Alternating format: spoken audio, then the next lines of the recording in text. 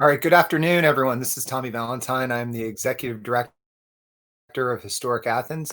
It's my pleasure to welcome you to what is episode 18 of 55 for This Moment in History, COVID-19 in Athens, Georgia.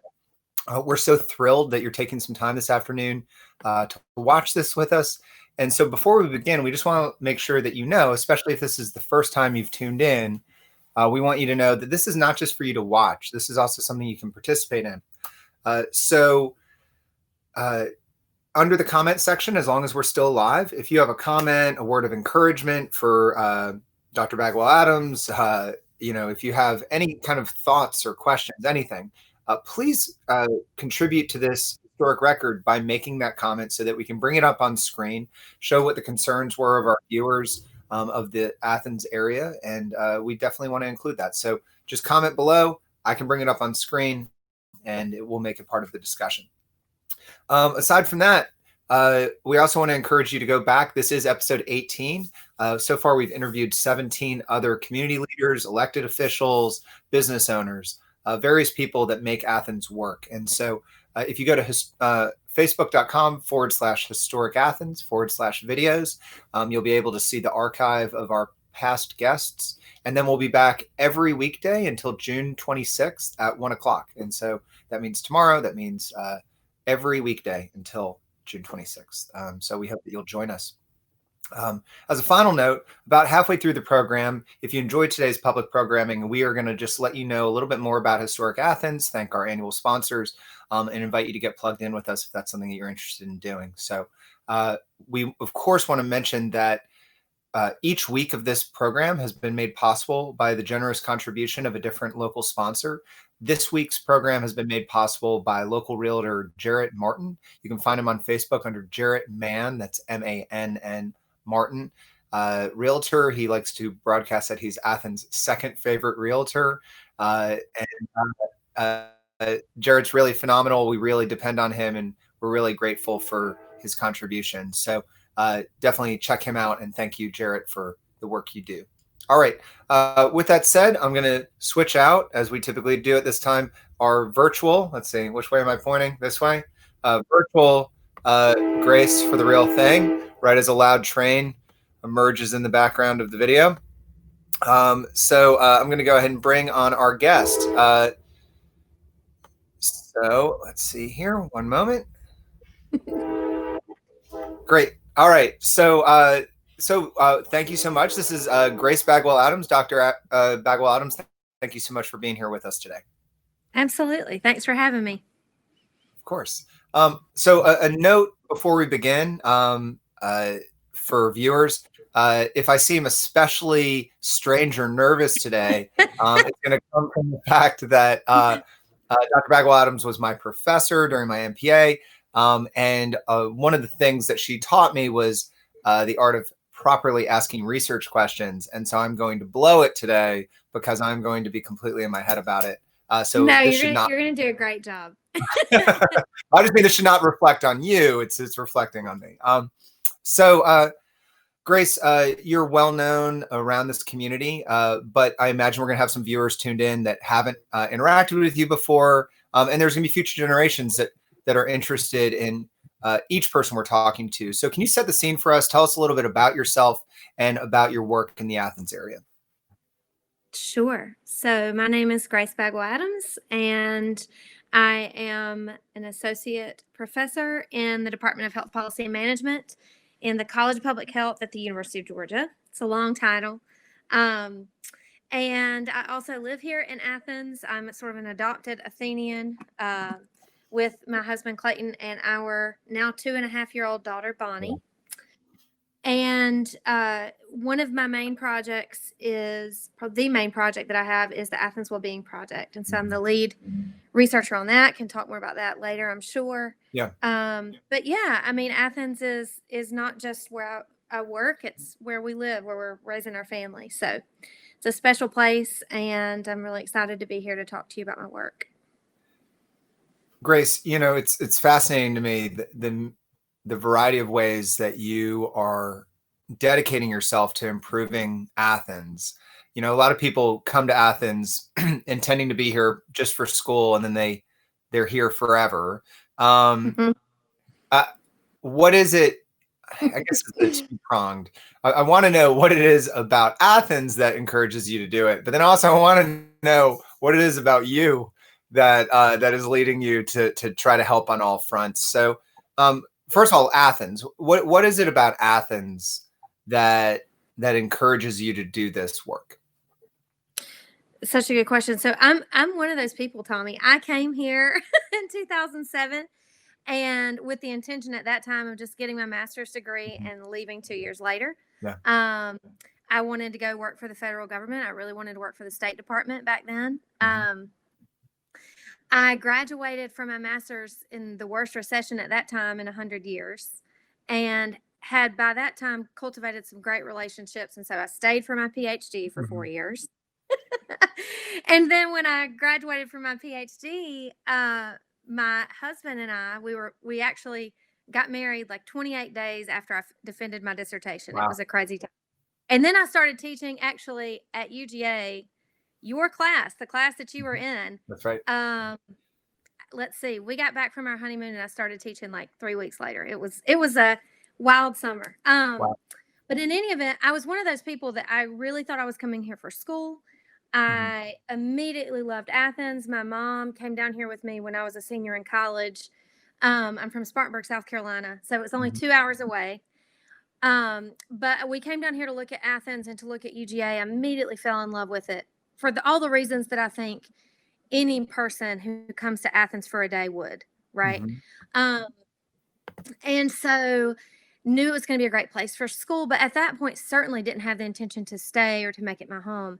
And it really was something that just kind of happened. It's like the Velveteen Rabbit. Like you just love the hell out Yeah. of it, and Yep. then eventually you just develop this deep, lasting relationship. And so um, that's really what motivates me. Is it's not just about my work. As I said, this is about my home. And so my husband and I have adopted this as our home. It's 2 hours from my family, who is still in Spartanburg, South Carolina, 2 hours from his family, which is North Georgia. And it's just truly a really special place, which I can talk about more in a second. I want to share for the current audience and anybody who watches this in the future that Athens is special enough to me to stay. And the evidence I have for that is I am the first person in my direct family line in over 250 years to leave Spartanburg County in South Wow. Carolina. Wow. Which saying that out loud is just so crazy. And we only know that far back because my family were all poor farmers. So all we have are census records. Um, but anyway, that's how special Athens is to me. Is that I have very deep roots. My entire family is still in South Carolina, but I just fell in love here and wanted to stay here.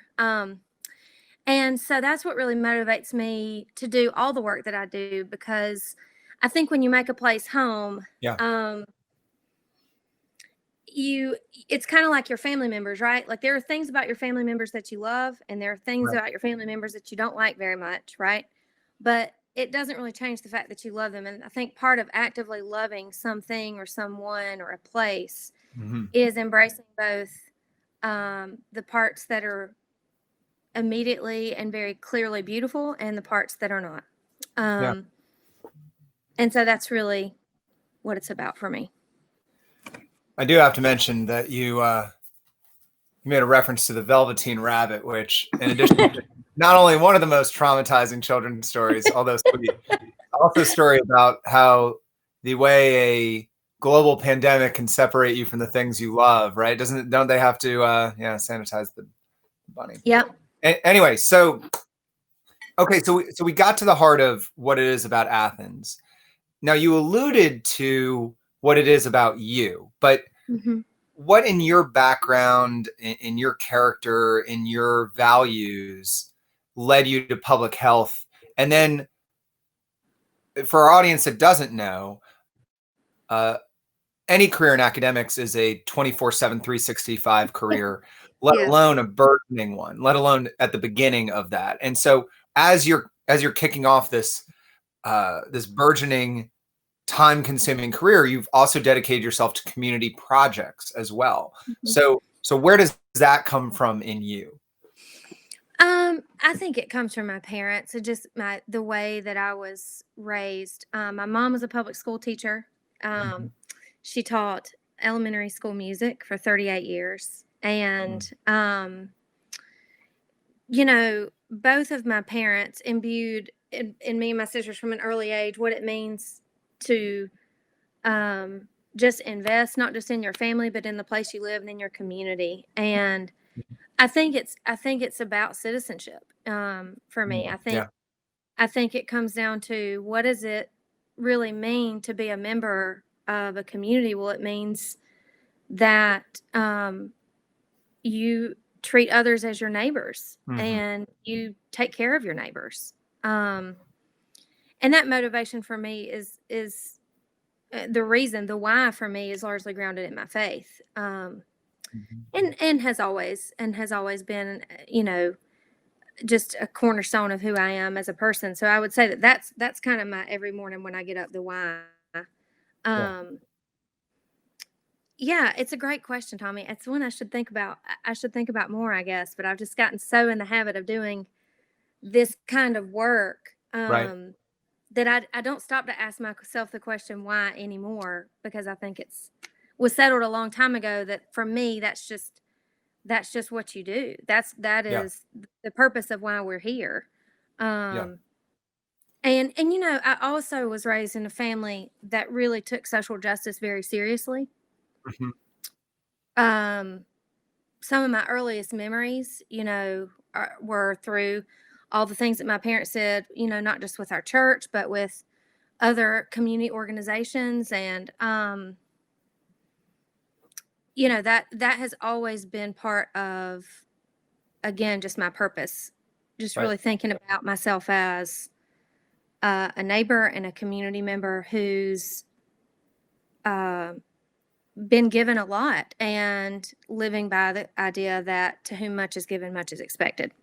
Right. Um, and so that's just, I think that's really the foundation. We've had people on this program already that are frontline healthcare workers. We've Hmm. had people, we had Dr. Audrey Haynes from SPIA, thinking about things from a political standpoint. I would imagine that to a lot of our viewers, even the idea of the College of Public Health is a new concept. Now, Hmm. I should submit the disclaimer, for our audience that any of the questions we ask of Grace, I'm not asking her to comment on behalf of UGA or UGA's College of Public Health. But Right. can you tell us more about the College of Public Health and what attracted you to work in public health? Absolutely. Absolutely. So we're actually a relatively new college. Um, I know I'm gonna get this year wrong, but I think we're 15 years old, 16 years old, Hmm. somewhere around there. So relatively new. Hmm. Um, but really, the College of Public Health is here to work for the health and for the good of all.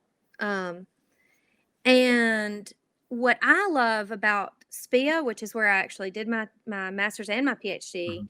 and what I love about the College of Public Health is that there is room in those disciplines and in those institutions and in the role of faculty members to really be at the nexus of research and practice and teaching.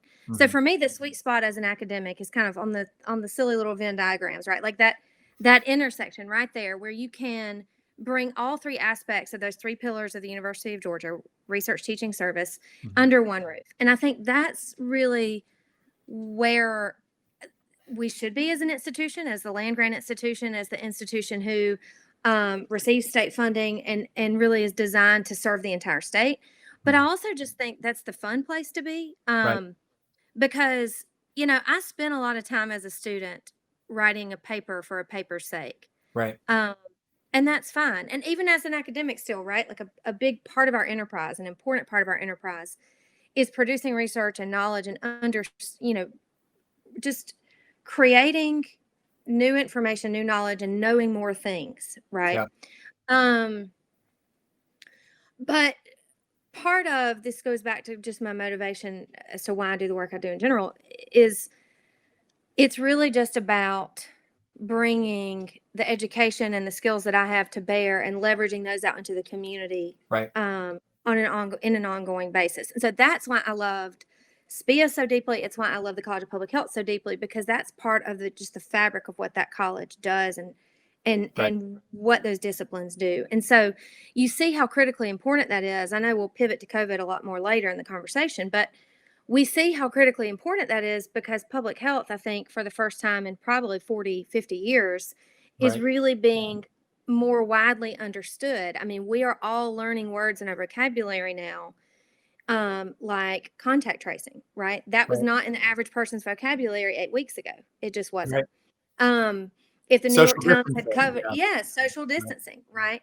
Right. Um, these terms around public health and population health that just are really critical and will continue to be really critical in our response to the pandemic, to me illustrate exactly what I'm talking about. And that is leveraging the whole research enterprise and all of the work in research and teaching that we've Right. been doing as a field and as a discipline into, the public's hands and into the institution's hands, who have to make decisions and allocate resources and Right. do all this critical work. And so that's why public health for me is really important. And honestly, the other part of this too is I asked myself a lot as a policy student, as a PhD student back in the day, Mhm.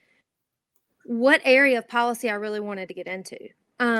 Because as you know, because you're a student in that department, but you really can study any area of policy that you want to in School of Public and Right. International Affairs. And what it kept coming back to me is, for me, it was at the same time that I was doing my PhD, I was working for the J.W. Fanning Institute for Leadership, which was really fundamental in shaping who I am, not just as an academic, but as a person. Um, and the mentorship that I had there with Joe Horton, who was the director at the time, really, I was really focused in my work on thinking about which policies or which policy problems were going to be the most important for our generation. And it always came down, and what I wrote my dissertation on was food insecurity and the policy Mhm. response to food insecurity. But it always comes down to health. If we don't have a healthy population, Right. then we cannot thrive. We can't even survive, right? So, to me, the most important thing that we can do, from a policy perspective, is to Right. promote and protect the public's health. Because Right. if you're not healthy, you can't go to work. If you're not healthy, you can't go to school. Right. Certainly can't finish degree programs. And I mean, my goodness, look at exactly the situation that we're in right now. There is nothing more important than being healthy, both at the individual level and as a society, in order for us to continue to function. Right. And so I think that that's another reason that's just as important as the fact that public health is very practice based. I think is just the fundamental importance of what it means for our society to be healthy. So, a question about that. And I'll have to give some context on this question. So, early in my schooling, I mean, I'm grade school. I remember the first time we had a discussion about the theory of evolution or the theory of gravity. And people really grapple with this idea of theory, right? That people dismiss things. Oh, it's just a theory. And it was my first introduction to something that I spent a good amount of time in your class, which was how people grapple with science, scientific knowledge, especially Mm-hmm. given that it's part of the tradition of a scientist to leave some room open for doubt. Mm-hmm. Um, that you're refuting things, that you're recognizing how little you can actually prove. You're trying to prove that the opposite is right. So Mm-hmm. so one of the challenges in this moment, and it's been challenging just for me as a layperson, and I imagine for someone in public health, it's that much more challenging, is watching everyone on the internet suddenly become a public health policy expert. Um, Yes. and and suddenly everyone knows what science is and what is a Mhm. theory versus what is true. And one of the things, one of the few bipartisan agreements that I see happening online is people will say, well, at the end of the day, we know that none of these folks know what they're talking about. There's this kind of like, you know, uh, Yeah, you'll sure. see whether you're left or right, no one knows what they're talking about. And it's disconcerting for me because it tends to get at this false expectation we have of science that we shouldn't listen to it until it has not 99.99% assurity, that we shouldn't Mhm. listen to it until it's 100% correct, Mhm. which is unlikely to be a standard that science can live up to. So can you Sure. talk a little bit about, let's transition into COVID here and talk about, through your eyes as someone in public health, what do you think are fair expectations the public should have of their public health policy? And Mhm. B, what has it been like watching everyone on the internet suddenly consider themselves a colleague of yours? Yeah. So yeah, expectations and experience. What has that been like? um it's been really interesting. I have to say, it's not something that's this thing that you're referring Yeah. to about people sort of acting like they know, and um I studied, as I said, I wrote my dissertation on food insecurity and SNAP Mhm. and the policy response. So for a long time, for this first 7 years of my career as an academic, Right. especially in that particular work, the work where we're looking at policies focused on creating a safety net for our poorest, our low income Right. families, I have long been caught in verbal prison with people who have Mm. made lots of assumptions about the way our policies function and the outcomes that we observe as a function of Mhm. these policies being put in place. Food stamps, for example. The amount of times I've been in a conversation with somebody who wants to talk to me because I study food stamps or SNAP, and just them thinking that they understand not just the Right. policy itself, but how it affects population health outcomes is if I had a dollar for every one of those conversations, I could take us to a really nice meal at the National. Okay, which for those of you, if anybody watches this in the future, is a wonderful restaurant in Athens. Right.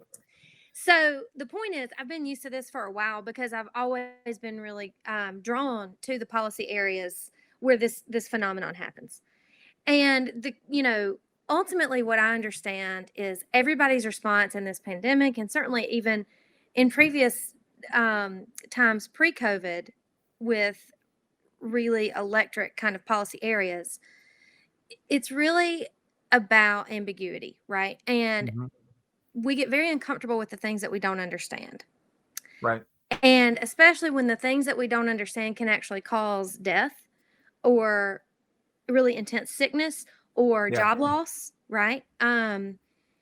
It that level of discomfort, I think, leads to all kinds of behaviors Right. that are not always productive or helpful. And I think that it must be very frustrating. It's interesting because I often think what it must be like from the perspective of somebody who isn't in public health. Right. I thought about that a lot. Like, what must it be like from the perspective of somebody who's not an academic or not in public health right now? And I think that there's just been so much confusing messaging, Mhm. um, especially if you look back to the very early stages of the pandemic.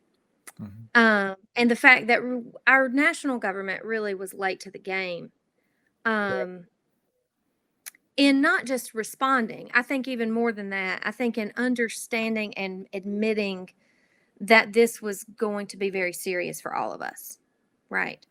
And so, because of that early mixed messaging and then subsequent um, conflict at the local, state, and federal level in policy responses, I can really easily see how we are in the reality we're in right now. Whereas you have said on the internet, everybody's a scientist, Right.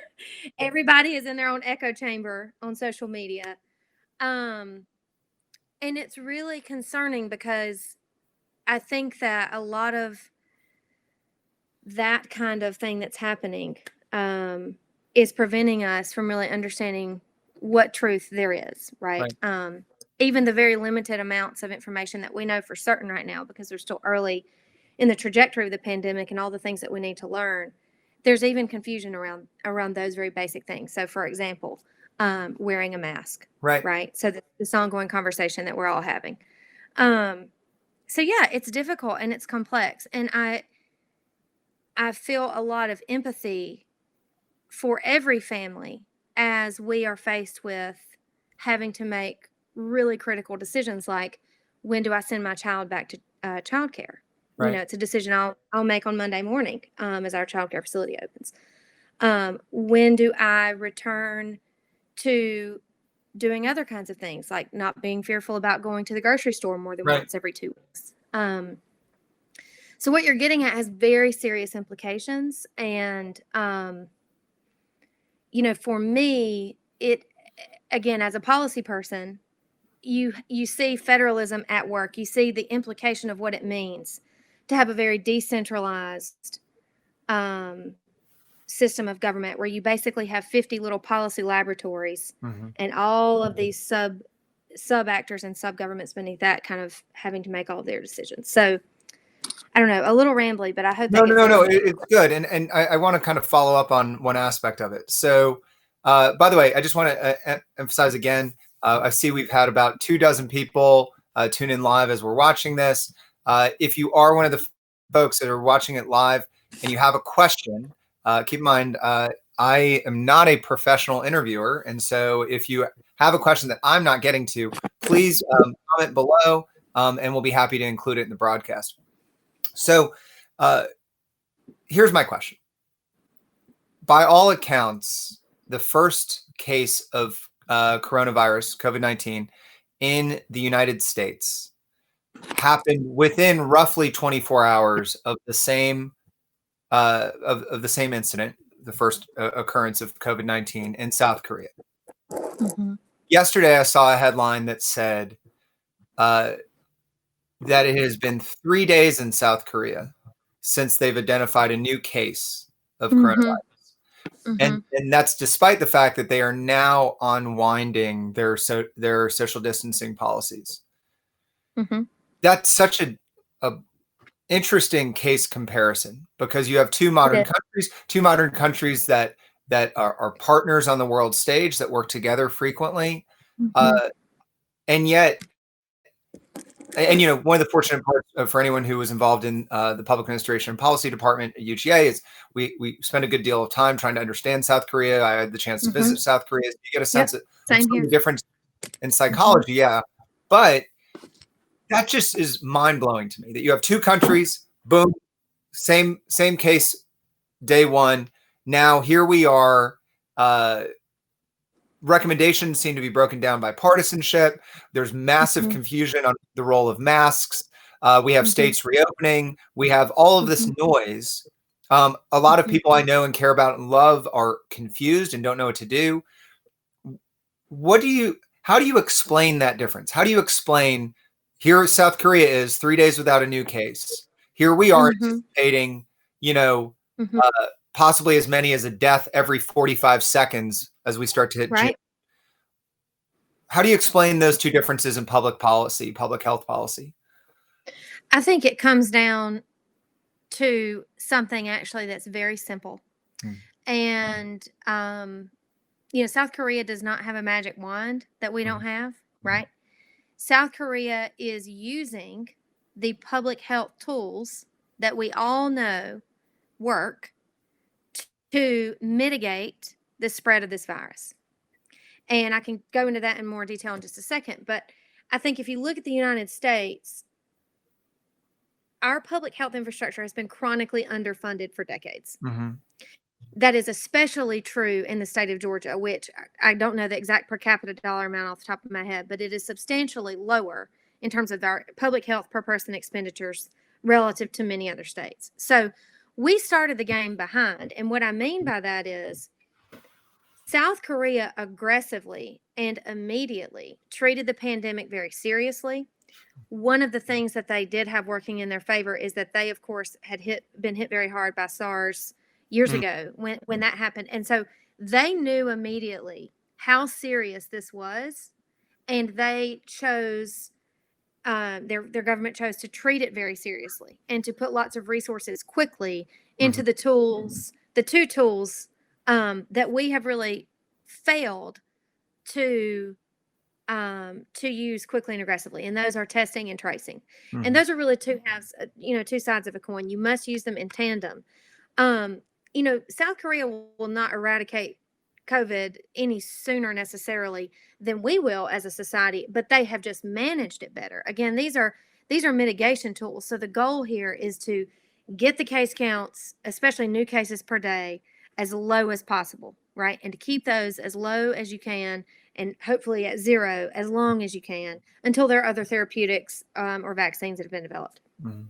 So that's what they've done. And they have been able to do that because they took it so seriously very early that they did not get into the hundreds of thousands or millions of cases where the exponential um, labor that is needed to do the contact tracing on millions of cases was not required, right? Because if you immediately use those two mitigation tools, if you have widespread testing and that testing is not rationed for extremely symptomatic people or people in risk groups, which is what we had to Yeah. do, and you also, as soon as you have someone who's symptomatic, treat them as a presumptive positive, which is to say you treat them as positive until the results show you otherwise, and you immediately do the contact tracing, then those are true mitigation tools. And that's why they are so much better off than we are. And we just simply haven't done it. Uh, it's fascinating. Fascinating's the least value-laden word I can use for it. Sure. I'm going to bring a comment on screen here from one of our viewers. This is from Athens' own Deborah Gonzalez, who was interviewed a little earlier in this series. So Deborah said, how is the Athens Wellbeing Project approaching the crisis? Have you changed any of your focus or priorities?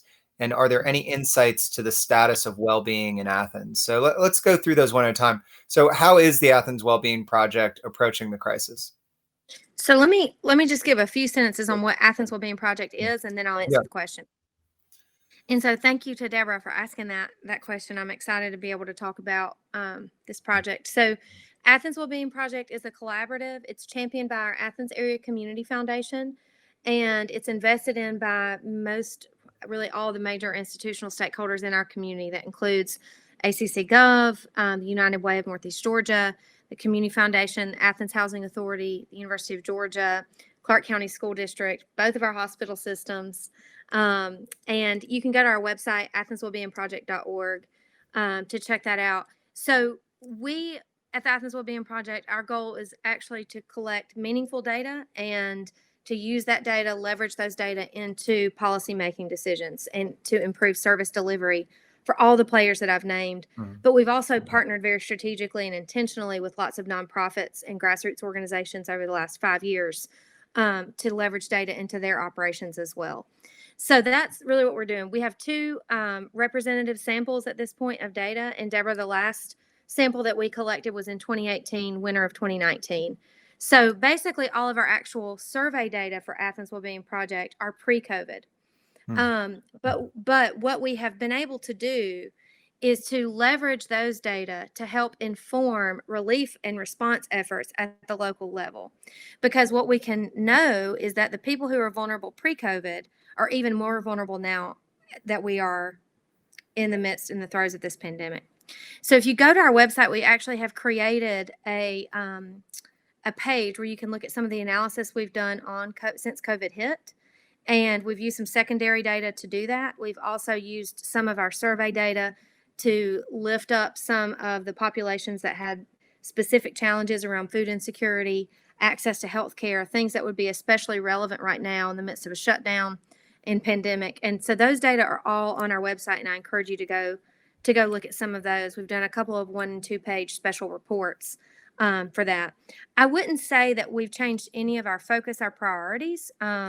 The focus all along has been to provide quality, meaningful data to our stakeholders so that they can make better decisions. We're not a policy organization or we don't set agendas. We don't have any partisan affiliation. The focus simply is really on understanding what the needs are of our community and what the strengths are. But I will say that what the pandemic might do is change up our timeline for going back into the field to collect data again. Initially, we were not going to go into the field with Athens Wellbeing Project in 2020 at all. And that was a strategic decision because we did not want to compete with the census and because we rely on census data to help guide a lot of what what we are doing. And so we were not going to do that. But I, as a researcher and certainly as an Athenian, could see a lot of value in us going back into the field sooner than fall 21, spring of 22, which is what we were going to do. So that conversation has not really gone any farther than what I just said to you in terms of us as a research team thinking that it could be really useful for stakeholders, but that's really a function of whether we go out into the field again sooner is a function of what those institutions and those stakeholders really need, and what the community needs. So I want to, first of all, Deborah, thank you so much for your question. And Grace, thank you for your answer. I'm going to show a question that was just submitted, and give Dr. Bagwell Adams just a moment as she considers her answer. While she considers her answer, I will just very briefly, 30 to 60 seconds or so, thank our sponsors. But this is a very fascinating contribution here, both perspective and question from Francis. Francis, thank you so much for submitting this. So I am a native Athenian. I was born and grew up there. I've lived and worked in Germany for over 30 years and was in Germany when all the flights were canceled. My mind is blown every day watching the contrast between how most Germans have quickly adapted to staying home, using masks, etc., and then seeing the large numbers of people in Georgia congregating in groups, not using masks, etc. How can they possibly still be so unaware of how the virus spreads and how dangerous it is? And then, do you see any hope at all for this to improve? And I think that second question, Francis, I was going to ask that too, because honestly, any room for hope is an important one. So, Grace, bear with me one moment before we get to your answer to that question. But Francis, I can't thank you enough for contributing. So, just very briefly, I'm just going to bring up our sponsors on screen. This will only take a moment. For those of you that don't know, Historic Athens is a 52-year-old local nonprofit. We operate out of the old Fire Hall number 2 on Prince Avenue. For 52 years, we've been working to celebrate and conserve the community heritage of Athens. We have our main operation, which provides public advocacy work, education, and advocacy on local history. We believe that Athens is best able to prepare for the future if we understand our past. And that means preserving our historic sites, our cemeteries, but also our stories and our oral traditions. And so that's part of what we're doing here today. If you believe that work is important, especially also if you believe in the work that we're doing with Hands on Athens to provide home repairs to low to moderate income individuals in historic homes and neighborhoods, or our work to operate the Athens Welcome Center, we remind you that we are a 501c3 nonprofit, that times like these are very difficult for nonprofits seeking to keep their teams employed and their lights on. So we, of course, want to express our gratitude to the sponsors you see on screen. These are the folks that give each year to ensure that our operation can continue. We're also fortunate in that we have about 300 or so local people here in Athens that give what they can each year as donor members. You can become a donor member today for as little as $5 a month. You can do so at historicathens.com. I promise you, because it's partly my job to look over that budget line, that every dollar counts, especially right now. So if you would consider contributing to us, you can go to historicathens.com. If you have any questions and you want to contact me directly, you can just email Tommy, that's Tommy, at historicathens.com. I'd love to speak to you, answer your questions, hear your ideas. And we really appreciate the work that you're doing. And of course, thank you to today's sponsor for this program, Jarrett Martin Realtor. So I'm going to go ahead and get back to our program here. 1 second. All right. Okay. Back to the show. So right before we thanked our sponsors, we had this question from Francis about the difference between the response in Germany to what she's seeing here in her native Athens. And her question, Grace, as you remember, was how can people still possibly be so unaware of how the virus spreads and how dangerous it is? Let's start there. What would you postulate that? Where does that come from? I think we started talking about it a little bit earlier in the conversation, but there's a lot of misinformation. And about the virus. I think there's been a lot of comparisons, for example, of COVID-19 to the regular flu.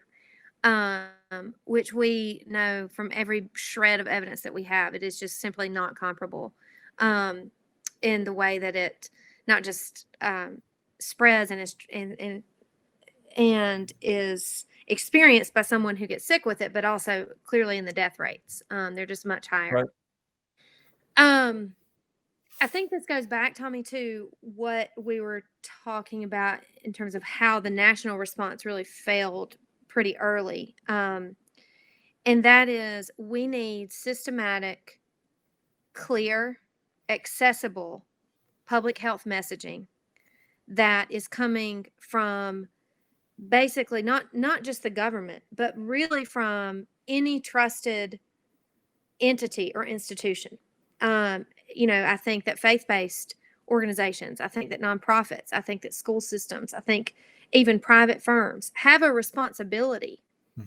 to communicate messaging that is evidence-based about this virus to all of their clients, to all of their customers, anyone at all. And I just don't think that we've seen that. I think that the CDC, of course, is doing everything that they can.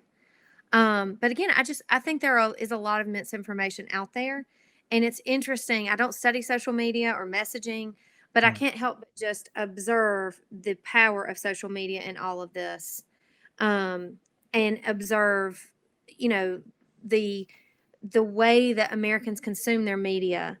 Um, I think has really affected exactly what Francis is bringing up, Mhm. and that is just, I think that there's still a lot of unknowns about this pandemic for sure. But what we do know is that it's dangerous, and we do know that we're at the level where there's community transmission happening. So um, it's really unfortunate, but we've got to have more streamlined public health messaging at every level of government, and as I said, among other stakeholders. Um, as far as Germany goes, comparing us to other countries in general, I think again it goes back to the decentralized nature of the United States as a country, how everything has been, and especially with this pandemic. If you look at it from a policy perspective, authority was devolved from the national government to state governments. And most states have devolved a lot of the policymaking authority and response down to the local governments. Um, and so there are lots of uh, implications of that devolution of authority that result really in a large variation, lots of variance in how governments and locales are handling the pandemic, and then of course what the citizenship or the citizenry is experiencing as a function of that. Do you, I think there's always yeah, hope. I think there's yeah. always hope. Okay, I think what you have to realize is, again, this is a marathon, not a sprint, Mhm. right? And we really have a blessing in the timing of when this pandemic hit. And what I mean by that is we really, especially in Athens as a college town, we kind of run on the school year Right. schedule. We always have, right? And I think locally we have a real opportunity over the next 3 months to move away from being completely reactionary to the virus and towards preparing and being proactive and really focusing on building collaboration and public health infrastructure at the local level Right. to allow us to head off a second wave that would likely correspond with flu season in the fall. So that is to me the hope. And to Yeah. me the hope is also in the tremendous leadership that I've seen at the local level in Athens Clarke County. And that goes for not just our politicians and our city officials, but also our school district shown Right. tremendous leadership. Our hospital systems. I'm really proud of that response, and I think seeing that leadership at the local level is what really gives me hope, for sure. Grace, thank you for that answer. I have one more question, just kind of related on this, and then I want to kind of turn the conversation just a bit as we spend the last 10 minutes together. So, when I think about the through line through this discussion, whether it's how Americans respond to, how does the United States respond to public health policy, when I think about the way you just broke down the difference between South Korea and Germany and the United States, it would seem to me that so much of it is baked into the anti-authoritarianism that is kind of integral to the Mhm. DNA of the United States, that Yep. we kicked this whole thing off, this whole country of ours, by saying we didn't want the authority of someone else.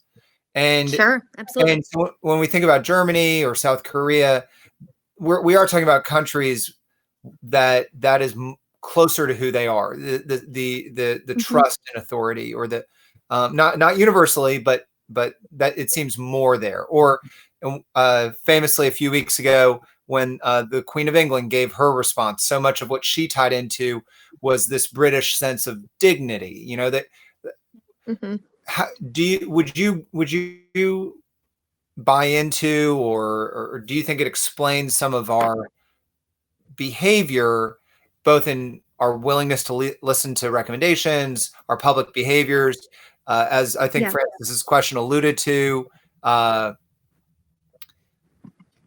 we've seen, just since the shelter in place has been lifted, everyone act as if nothing's going on anymore. I mean, a quick drive Sure. down Village Streets, you can see college students out in full force, even though classes are online this summer. Mhm. Uh, Sure. do you Sure. do you think anti-authoritarianism is a key variable in why this is unfolding the way it is here in the United States? Yeah, I think I might phrase it just a little bit differently, but I Sure. do think that is deeply an issue here. And I want to say I don't think that that is always a bad thing, Right, but of I course. do think Yeah. that we see I do think that we see the negative externalities or implications of this line of thought. And how I would couch it is this sense of rugged individualism versus Hmm. doing things for the collective, right? And so, Yeah. 100 years ago, when I first came to UGA, I actually was a teaching assistant for Audrey Haynes. Hmm. She was the first person that I taught for, and we talk about this a lot in American government. And so that was, Yeah. if you read Alexis de Tocqueville, which Democracy in America, and you think about what sets us apart as a society, I think a lot of it comes down to this idea of individualism, of American Mhm. exceptionalism, of thinking that somehow that we would be differently immune or stronger or some weird Yeah. have some weird immunity built in to this pandemic that the rest of the world doesn't have, and we simply don't. And we do have, as a society, I think that we have much more of our identity is really part of this idea that we are individuals Mm. and this bootstrap mentality. I mean, I think there's so much around the identity as what it means to be an American that has played into our response to the pandemic and Mhm. subsequently I think some of our failures Yeah. in terms of how we have responded. I think that, a lot of those characteristics can also serve us well moving forward, but there is a selfishness um, that is really a major barrier, I think, to us making progress in this pandemic and certainly in other aspects of improving the Right. public's health. Well, I think that you're right in that it can't be characterized solely as a negative. When we think about that skepticism lately, Hmm. I've seen several posts online that have suggested that some of the hesitancy in the African American community to respond with full trust towards public health recommendations, you can trace that back to the Tuskegee experiments. You can trace that back to Absolutely. not always the best. Public health policy has often neglected or overlooked or adversely intentionally harmed certain groups of our community. So Yep. some of that skepticism likely traces to that, right? Yeah, and that can't, and nor should it be forgotten. Right. And I think that, these are all important variables, and it's certainly, I think, in order for us to have a cohesive, evidence-based public health response that is effective, we have to be really honest about things like we're talking about right now. Like, what are Right. the barriers? Right. I think one of the big barriers is a lack of trust in institutions. I think one of the big barriers is misinformation, and a lack of education around very basic things. And that we have to be honest with those things, and I think about those things as a society for us to move forward. All right. Um, Um, because again, this pandemic ain't going anywhere. No. Well, and I'll say on that topic that uh, this program is set to continue until June 26th. On Friday, for those of you tuning in, we'll be releasing the calendar of all 55 interviews. But your schedule allowing, Grace, we'd love to have a follow-up discussion with you, maybe later in June or in early July, to kind of check in if that's something you'd be willing to do. Clearly, Yeah. you have more to share than we're going to have time in just today's interview. But I do want to just show a few quick things before we get to our final questions. Francis said, "Thank you. That's a great response. I really like your idea that other organizations and businesses could all contribute by communicating fact-based information to their membership and customers." And Francis, we love that idea too. Certainly, I know Historic Athens, that's one of the reasons why we started this series, is trying to get information out. But we're so excited about the work that Athens Area Community Foundation is doing, that and that the Wellbeing Project is doing. So Jennifer Martin Lewis of the College of Environment and Design, one of our trustees, fabulous Jennifer, just jumped in to say, so what does that prepared 3-month response look like ideally? So Grace, I'm going to mutate Jennifer's question here just a bit. So if somehow I could wave a magic wand and tomorrow you were unilaterally in charge of public health policy in the United States, what would we need to do? What, in your opinion, what do we need to do? So what I'm about to say might sound, heck, you've given me the magic wand, so I don't care. Yeah, I'll just say it. Sure. We really need a public health service corps. We need a national public health service corps, and it needs to be just as large as a military branch would be. And those folks need to be trained in being able to do the things that we must be able to do, really, to mitigate infectious disease broadly, not just COVID. Because for all intents and purposes, what we're looking at is there will be additional pandemics, right? It is not an if, it is a when. And in addition to infectious disease surveillance, we really just need public health infrastructure and support nationally for other reasons, right? Access to health care, addressing health disparities, especially in rural areas. And there are reasons why the National Guard has been called up, and we have had to put National Guardsmen, for example, and women. I've seen them being deployed across the state. Some are even helping in long-term care facilities with sanitation, right? But that is what I would do. The truth is the states do not have the budget flexibility because of balanced budget requirements. They are constrained.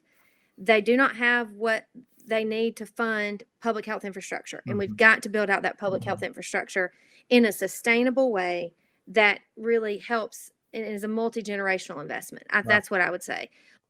Just getting briefly to Jennifer's question, though, locally, I think that ideally, Jennifer, hi, I love Jennifer Martin Lewis too. I would tell you that we absolutely need adequate testing, and by adequate I mean it should not be rationed to only a specific set of individuals, or rationed just to the folks that are symptomatic. We need to have enough testing to where we can actually test folks who have been contacts of individuals who are symptomatic. So we need to continue to ramp up that testing capacity. But I would also say to coordinate the testing capacity, because right now it's very fragmented. Right. So that's one thing that I know that the local government is working on. The second thing I would say that must be in place, especially when we return to campus in the fall, by the time students come back, because again, that's tens of thousands of additional people here. We've got to have contact tracing going on, and it must be aggressive. And so we must have those two things. I see them as two sides of a coin in place before we really have a lot of comfort in a full scale reopening. Because again, it's not sustainable for us to wait on a vaccine before we reopen. Yeah. It's simply not. It's not sustainable for us to wait for therapeutics before we reopen. But the sheltering in place should buy us time to get the public health tools of testing and tracing in place so that we can reopen until there are therapeutics and vaccines available. And so I think that's, Jennifer, what we would need. Jennifer added, putting Grace in charge is a good step. She's funny. So, I don't want to be in charge of this hot mess, Jennifer. So Grace, I'm afraid we're going to run over here a bit, and I'm okay with that. I hope that we're not taking advantage of your time, but uh, I think there, in addition to the three questions we ask each of our guests, which we can get to pretty quickly, rapid fire at the end, um, there's a question that's been really stuck in my head for weeks now that I'd love to hear your response to. So we were talking before I went on air that several weeks ago, I was asked on behalf of WUGA to submit a segment on the history of the 1918 flu in Athens, Georgia. Mhm. For anyone who is Mhm. interested in that topic, I highly recommend go to the Red and Black's website, look up. There was an article by Rebecca Wright in 2018. That's a 100-year retrospective that they worked with special collections. Really fascinating article about the way Athens responded, very similarly then as they did this time. But Grace, here's my here's the thing that's I can't figure out. So, in our educational system, the way we teach history, we Mhm. teach treaties and the way they change the world. We teach war and the way it changes the world. We Mhm. teach changes of power, elections. We have the great man view of history. We tell the people we can put on a test. Who was Mhm. Catherine the Great? Who was this, right?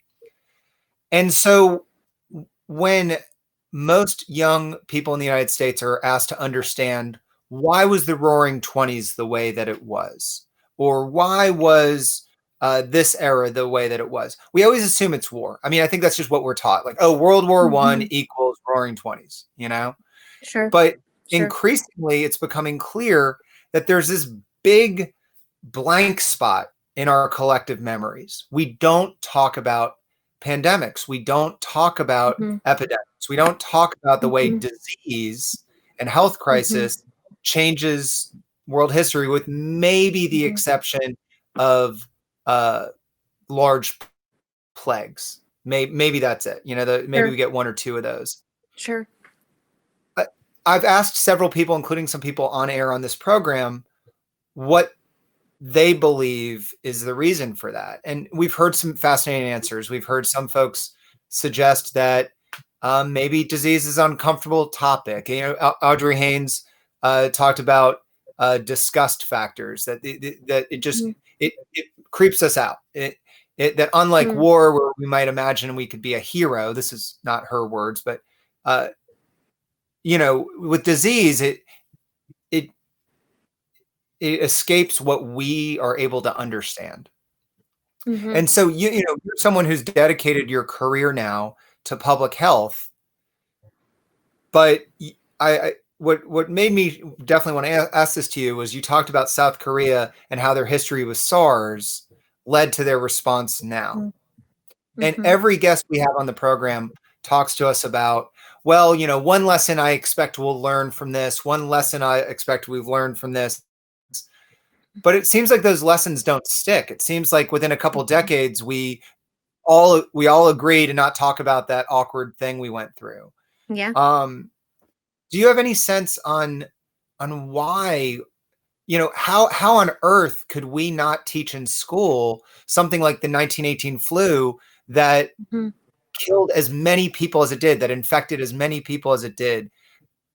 What do you think on this topic? Why aren't we learning these things?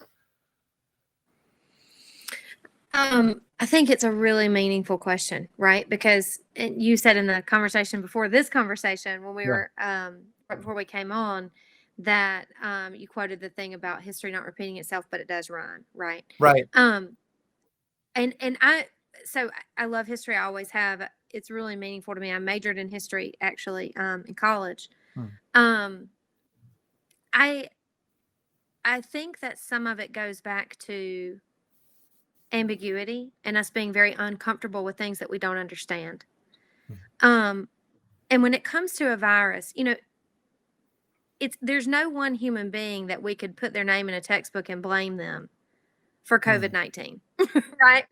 Or a Right. group of people or a political party. I'm just gesticulating here with you because I don't know for sure. But I think it is, like I said, I do think it's a meaningful question, and it could come back to um, how much we really just don't know. Um, and especially back in 1918, I wonder if it will be different now that we've made significant advances in clinical medicine, Mhm. significant advances in the field of public health. I wonder if it will be different. There is something really interesting, and I think it might be protective in the Mhm. human psyche to try to when trauma is experienced, right? One of the protective Sure. things that you do is you don't talk about it, but we do talk about war, right? And that's Right. extremely traumatic. So I don't know, Tommy. I mean, that's a question that I will definitely reflect on after this interview's over. But um, yeah, I wonder if it does come back to this the unknown origins sometimes of Right. disease or sort of how they start, especially again before we had such developed fields of medicine and public health. But I don't know. Yeah. It's interesting to think about how, especially, for more than a decade there, public entertainment centered around zombies and that kind of spread of Sure. pestilence, right? Yeah. There was all this talk of preparation. How would you be ready? These survival plans. Yeah. But it's just bizarre to me that, and maybe it was just my lack of knowledge, but going down that rabbit hole to learn about Athens in 1918 opened up this whole world, this whole alternate Mhm. history that we're not teaching. Uh, Mhm. and yeah, the best I could guess is that with something like 9/11 or Pearl Harbor, you have an enemy, you can name that Mhm. enemy, Mhm. you have a sense of agency against that enemy. But something like this, Mhm. we just feel helpless. Yeah. So Yeah. It's interesting to think about. yeah, well, maybe in our further conversations we can touch on that. Sure. So, wrapping up our conversation today, there are three questions we're asking each of our guests. Okay. The first one is this: going back to that magic wand. If we could wave that magic wand, if it were entirely safe to go back out, if all of our Mm. favorite places in Athens uh, were open again, I know that uh, we love the music scene. We love so many different places. Our Mhm. food scene. If tomorrow you had the day off and everything was open again, where would your Mhm. first stops be? So I have been dancing at Dance FX Mhm. since 2008. I teach dance there. I lead two dance companies. I desperately miss dancing with my friends at the studio. This is the first spring in 10 years that I haven't been getting ready for a spring recital. So I would go to a dance class. Mm. And then I think, other than that, if uh, people who listen to this who know me will laugh, I would go get my nails done. I miss getting my nails done. I did not go drop into the salon when the governor opened them 2 Fridays ago. Don't worry. But yeah, I would go to a dance class and I'd get my nails done for sure, Very good. and maybe Um, go have a drink at Normal Bar. yes, Normal Bar, which, Yeah. uh, as we've mentioned on air, you can go get curbside cocktails from Normal Bar. Just visit their Facebook page right now. Um, Yes. Jennifer Lewis, Jennifer Lewis just shared this. I really Julie Denton. Hold on a second. Julie shared this. We She love dances Julie. with me. Yeah, we love Julie. We dedicated Yeah. 3 minutes on the program yesterday, myself and the other guests talking about how much we love Julie. But Julie misses dancing with you. Jennifer shared this, which is interesting based on our earlier conversation. My grandmother was born in South Carolina in 1920, youngest of seven, and doesn't remember any holdovers or discussions in her family that the 1918 flu generated. Interesting. It's one of the things she wishes she could ask them. She turns 100 in 2 weeks. Wow. Happy early 100th birthday to Jennifer Yeah. Martin Lewis. All right. So, last two questions here. Grace, part of what Historic Athens does is historic preservation. And one of the Mhm. concerns in the historic preservation community is when you come out of a recession or a large event, sometimes development which we love development. Development's how we got all of these wonderful things that we're trying to save. But Sure. sometimes you get reckless development. Development becomes kind of a coiled spring, and all of a sudden it explodes out. And the bulldozers come Mhm. out, and previously safe historic places can become endangered. Uh, Mhm. when you think about someone watching this video 50, 60, 70 years from now, what are some of the places that you hope we keep? What are some of the places that you hope that future generations can still enjoy in the Athens area? Does anything come to mind? Oh yeah. I mean, I just think about all the places we love to take Bonnie, which is our daughter. There's just being the smallest geographic county in the Mhm. state. I realize what a premium all of our land and green space is at, but just our public parks, just really protecting our public parks.